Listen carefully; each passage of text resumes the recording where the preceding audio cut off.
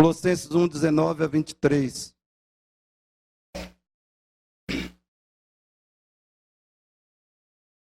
Acompanhe a leitura. Porque aprove a Deus que nele, em Cristo, residisse toda a plenitude,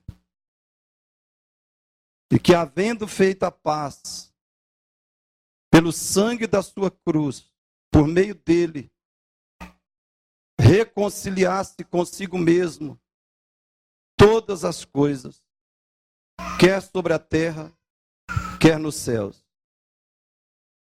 E a vós outros também, que outrora erais estranhos e inimigos no entendimento, pelas vossas obras malignas.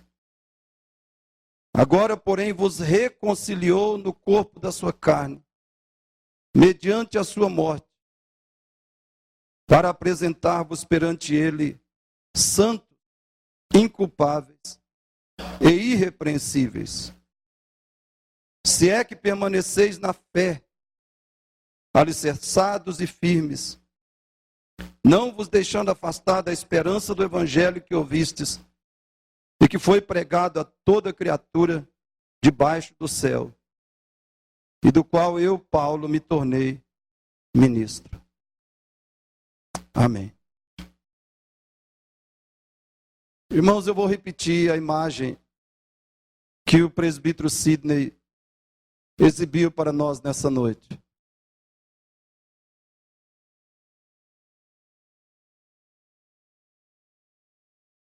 Como Sidney disse, qual a razão de tão grande desastre? Porque a humanidade experimenta situações, fatos como este. Por quê? Todo mundo se pergunta, qual é a causa disso?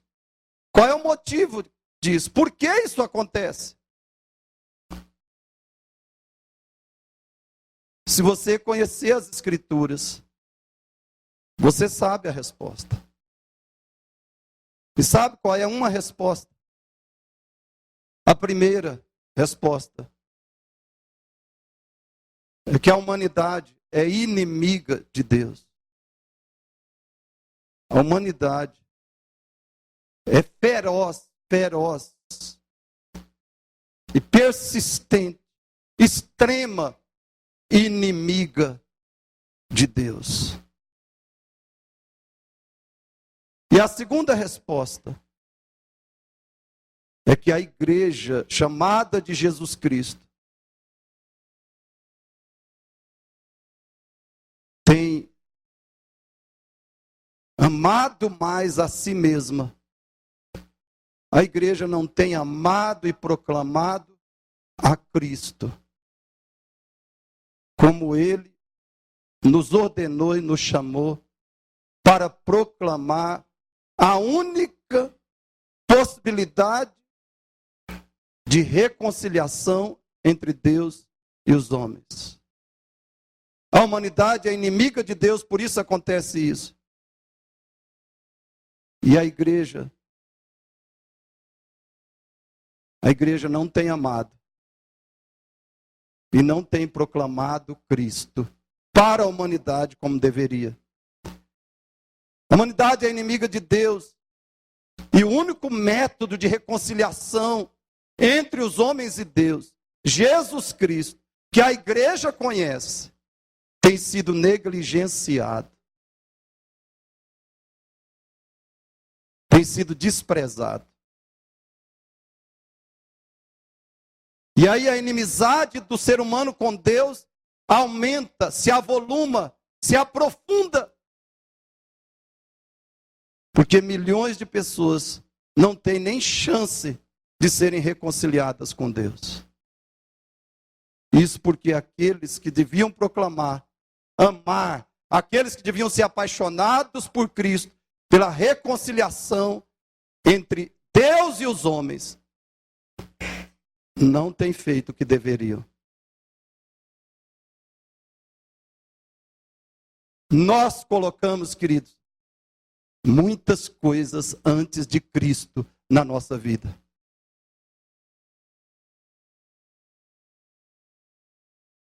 Muitas coisas indicam que Satanás está enganando muitos cristãos e muitas igrejas em nossos dias. Muitas coisas indicam que Satanás está dominando e manipulando muitos cristãos e igrejas. E qual é a forma que nós podemos saber isso? A forma é a seguinte: os pregadores e os membros da igreja dão muita atenção a muitas coisas, dão atenção a tudo, menos a Cristo. Especialmente o Cristo crucificado. Nós queremos falar sobre muitas coisas. Nós queremos ouvir sobre muitas coisas. Nós até queremos estudar e ler sobre muitas coisas. Mas nós não queremos estudar e conhecer Jesus Cristo. Nós cantamos esse cântico aqui no início, que eu quero te conhecer mais e mais. A minha vida é te conhecer. Mas eu queria que você fizesse uma análise, uma autocrítica. É realidade isso na sua vida? Isso é verdade a seu respeito? Você tem uma preocupação extrema, profunda, todos os dias um extremo anseio de conhecer a Cristo. E quanto tempo e energia você dedica do seu dia ou da sua semana para conhecer a Cristo? Porque, querido, se nós não dedicamos bastante tempo e energia do nosso dia, da nossa semana para conhecer a Cristo, cantar esse cântico é a mais pura hipocrisia.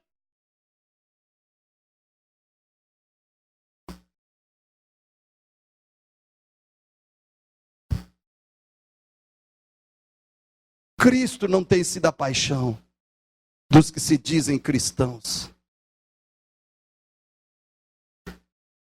Os cristãos hoje se concentram em muitas coisas, menos em Cristo e no seu Evangelho. A ênfase de muitas igrejas está no material, não no espiritual, e muito menos em Cristo e no seu Evangelho. Inúmeros membros de igreja evangélica estão concentrados em realizações materiais e diversões. Eu quero, querido, que você responda essa pergunta para você. Será que o seu coração e sua vida não têm sido concentrados em seus projetos de vida, em seus sonhos de vida, em suas realizações materiais e em suas diversões pessoais? Será que não é nisso que o seu projeto de vida, que a sua vida e o seu coração estão concentrados?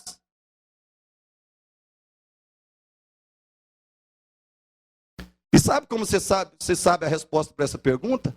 É por quanto tempo você gasta em oração por dia.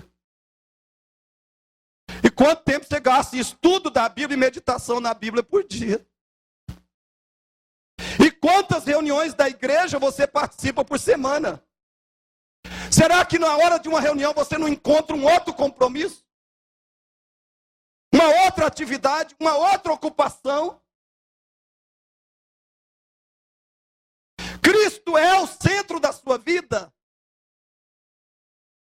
É Ele que você quer conhecer acima de tudo?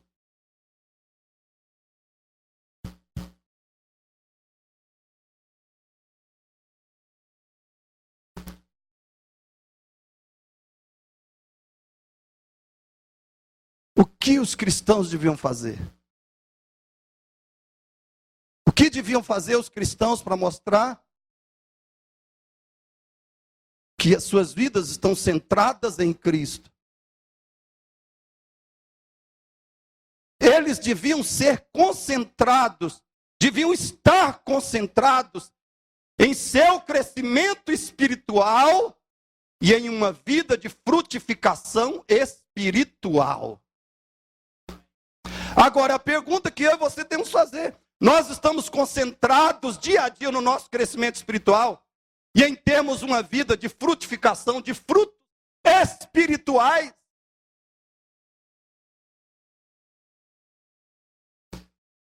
Querido, você não pode esquecer que Mateus 7, Jesus disse que os discípulos dele são conhecidos pelos seus frutos.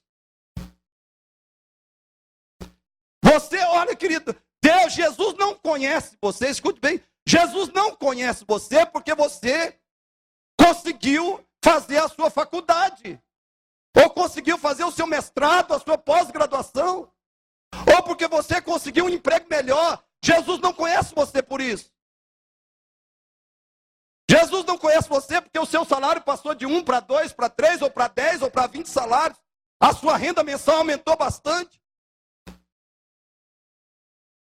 Jesus não conhece você porque você comprou um carro zero. Ele não conhece você porque você reformou a sua casa, ou construiu uma casa nova, ou comprou a sua casa própria. Jesus não nos conhece por causa disso. Mateus 7 diz que ele nos conhece por causa dos nossos frutos. Frutos de amor a Ele, de amor a Ele, de confiança nele, de esperança nele, de obediência a Ele, de serviço a Ele, de louvor a Ele e de cuidado com os nossos irmãos. É por esses frutos que nós mostramos que somos cristãos.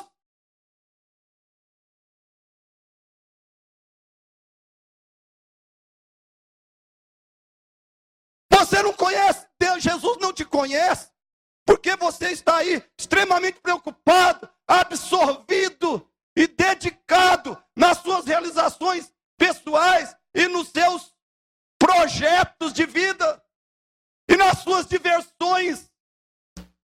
Jesus não te conhece porque você gasta 1 hora ou 2 no seu Facebook ou no seu WhatsApp todo dia. Porque eu quero que você calcule bem. Se toda vez que chegar uma mensagem no seu Facebook ou no seu WhatsApp, você abrir para ver, você vai gastar no mínimo 1 a 2 horas por dia. Principalmente se você tem muitos amigos e muitos contatos. Você vai gastar no mínimo 1 a 2 horas por dia. Mas Jesus não te conhece por isso. E sabe de uma coisa que ele disse? Que no último dia, o que vai fazer a diferença não é se nós conhecemos Jesus, mas se Ele nos conhece. E isso vai fazer diferença por toda a eternidade.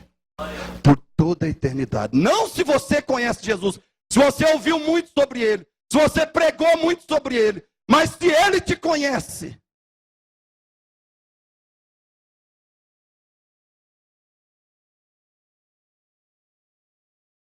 Jesus não te conhece porque você está feliz e satisfeito no casamento.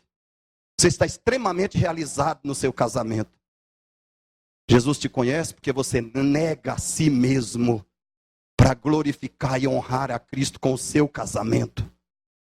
Mesmo que o seu casamento esteja péssimo, você diz: eu não vou largar, abandonar esse casamento, essa esposa, por causa da glória e da honra de Jesus Cristo. Pelo contrário, eu vou dar tudo de mim, todo o sacrifício que eu puder fazer, para honrar, exaltar, amar essa mulher e esse homem, por causa da glória de Cristo. Porque Ele não mandou você ser feliz no casamento. Jesus não te salvou e não te chamou, e Ele não te conhece porque você é feliz no casamento.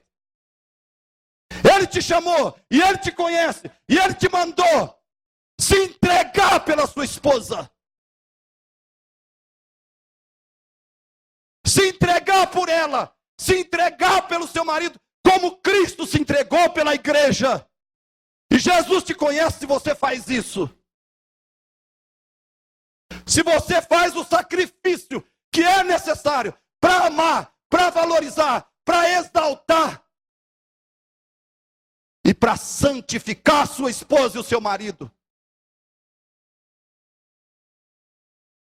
Ele não te conhece, porque você é feliz, que você é entusiasmado, extremamente realizado no seu casamento. Ele te conhece porque você faz o sacrifício que é necessário. Pelo seu marido e pela sua esposa e pelo seu casamento, para a glória dele. Porque você o conhece. Eu quero que a gente medite sobre isso, amados.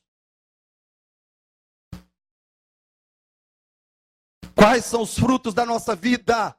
Quais são os frutos? Acima de tudo, nós lutamos e damos frutos de Cristo, porque Ele está em nós e nós estamos nele. E damos frutos, acima de tudo, por causa dele mesmo. E de mais nada. Preste atenção nesse texto que nós lemos.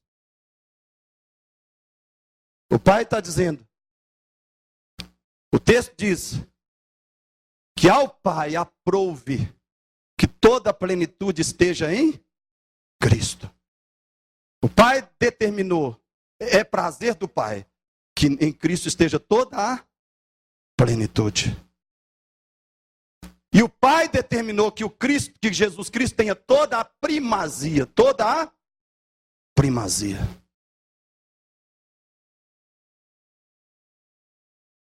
Ele tem que ter toda a primazia.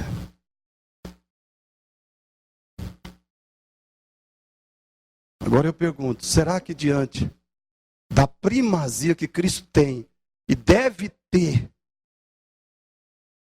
nós devemos ficar na igreja falando de prosperidade e cura e bênçãos deste mundo? Diante da honra, da glória que nós devemos a Ele e do conhecimento que desesperadamente nós precisamos receber dEle, conhecimento sobre Ele e dEle, nós devemos ficar na igreja pensando em cura, em prosperidade, em bênçãos deste mundo? Será que diante da grandeza e da dignidade de Cristo, nós devemos estar na igreja ou em qualquer lugar? Será que nós podemos ser cristãos apáticos, inconstantes e mundanos?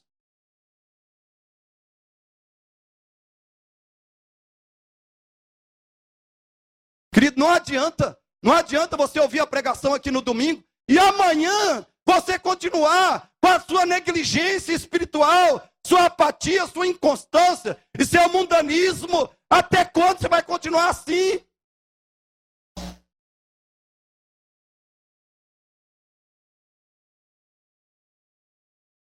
Amanhã e terça e quinta e sexta e sábado e domingo.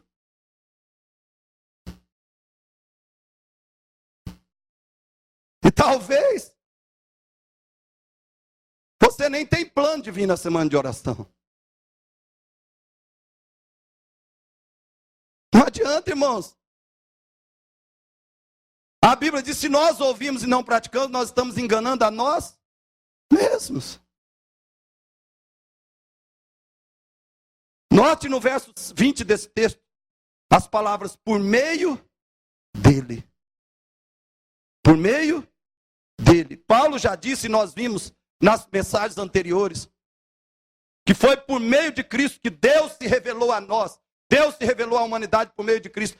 Deus criou todas as coisas por meio de Cristo. E Deus criou a igreja, ou seja, Ele realizou a recriação da humanidade e do mundo por meio de Cristo. E agora Paulo vai nos dizer nesse texto que Deus reconcilia todas as coisas com Ele por meio de Cristo. Porque nele está a plenitude. E Ele deve ter toda a primazia, ou seja, toda a supremacia, toda a preeminência, toda a honra e toda a glória e todo o louvor. Ele deve ser o exaltado, e ninguém mais.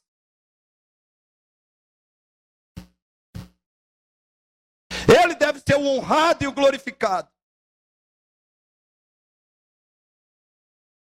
É por meio dele que Deus faz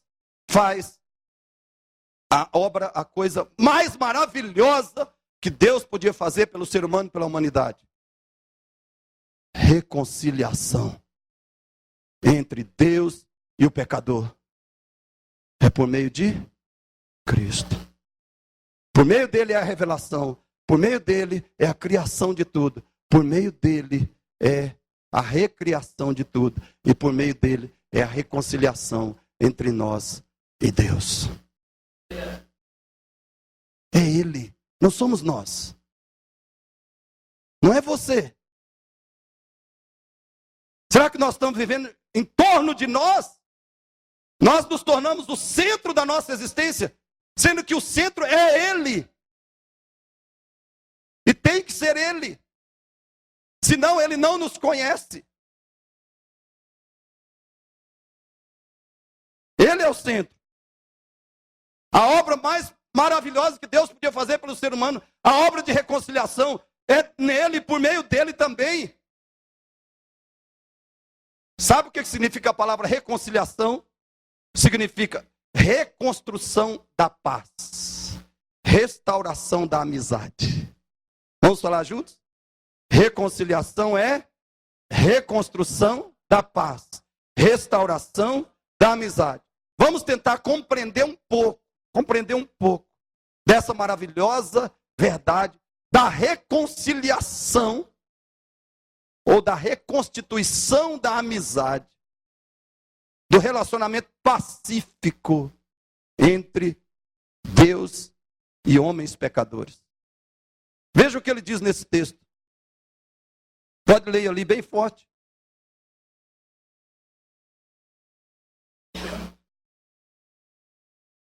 Podem ler? Todos juntos? O alcance da reconciliação. O universo e o povo de Deus. Qual é o alcance da reconciliação? O universo e o povo de Deus. Aleluia. Todo o universo e o povo de Deus. Esse é o alcance. Esses são os que deixarão de ser inimigos de Deus.